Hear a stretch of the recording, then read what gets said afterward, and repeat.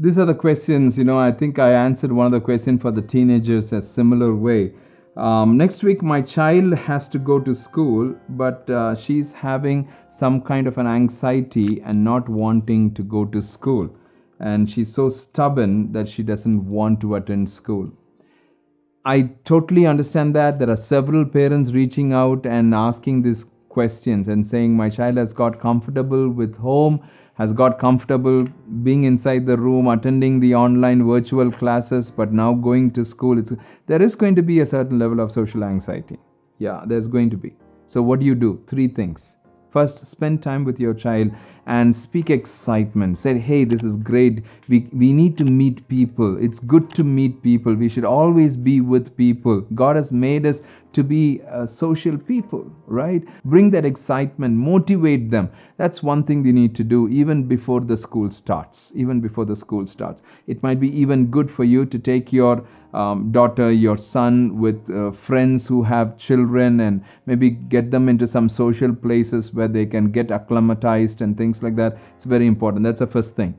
The second thing that you need to do is this, at least for the first 2 to 3 weeks, it's important that you are the one who's dropping the child, being there till the child goes in, and even picking up the child. Maybe the child is going through bus or school bus or anything, then you are in the bus stop. And I know you all will do that, but have that excitement. Maybe in that little tiffin box, the lunch box, write a small note there. So when the child opens a snack box, there is a small note, some surprise there. Maybe when they open the lunch box, there is a small note that is there. I still remember when my children were very young going to school, in their lunch boxes, whenever I come back from a trip, I would put some few candies that I would bring from this trip and from different places, and it's a post-it notes, small note that I will put that in, love you daddy, and I'm excited to be back home. I would do different things like that. So when they go back to the school and they open it, and the evening they come back, they will be like, oh, we saw that note, oh, we saw that chocolate, we saw that, they like some of these sour punks and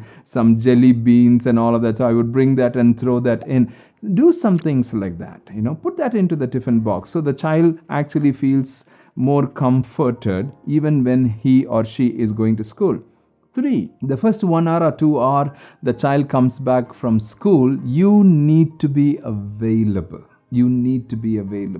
Which means let your boss know, let your people know, saying, my child is coming back and I think it's important for me to get back, and I maybe work from home or something, I want to be there for the child.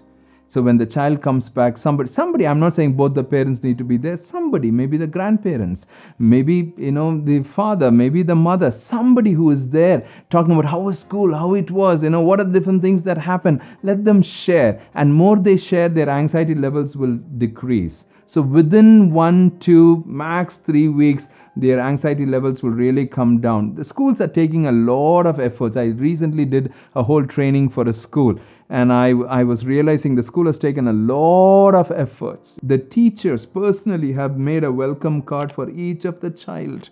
They've made a beautiful letter for each of the child. So the schools are taking a lot of different efforts to make the child comfortable when they are coming back. But your role and my role is a very important role as parents, as teachers, as caretakers. We need to be there with the children, as they come back. So those 3 things.